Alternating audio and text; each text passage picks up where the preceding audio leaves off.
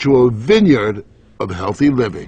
How much red wine would you have to drink to get the kind of Resveratal that you're using? The sad news is that you'd need to drink about 1,000 bottles a day of red wine, which I don't recommend. The pill itself may not extend lifespan, but could prevent the diseases of aging, Alzheimer's, diabetes, heart disease, even cancer. What we're talking about is activating the body's natural genetic defenses against diseases, and that's very powerful if we can harness that. Resveratrol has been tested on mice, and the results have been encouraging. In this test video provided by Certris, both of the mice have been fed a high-fat diet for 12 weeks. But when placed on a treadmill, the mouse on the right ran twice as far. He was taking high concentrations of Resveratrol. You have fat mice, and you have fat mice with Resveratrol, and the ones that are on Resveratrol, they can run twice as far, and they live longer, about 20% longer.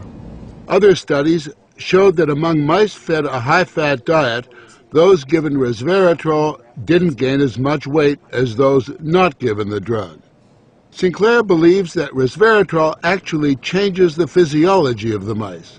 The proof, he says, is in the post-mortem. Their organs looked pristine, youthful, fat-free, and their physiology was just like they were dieting, but they were fat. Convinced they were on the right path, they fast-tracked the drug into human trials on people with untreated diabetes, and the results were impressive. It significantly lowered glucose and insulin levels without the patients changing their diet or taking any other drugs.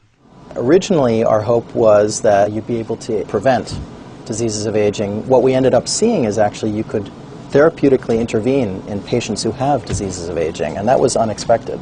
Yeah, the diabetic patients have high blood sugar, and the molecules bring it down. That's treatment, that's not prevention.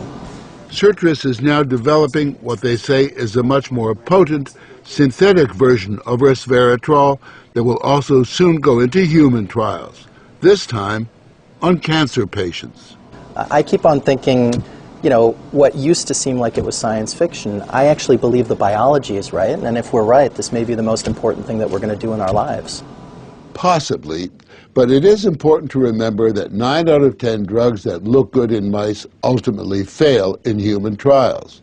Still, the speed and results generated by Certris and the Resveratrol drugs are unusual, and Sinclair believes these drugs will not only keep people living longer, but will keep them healthy longer.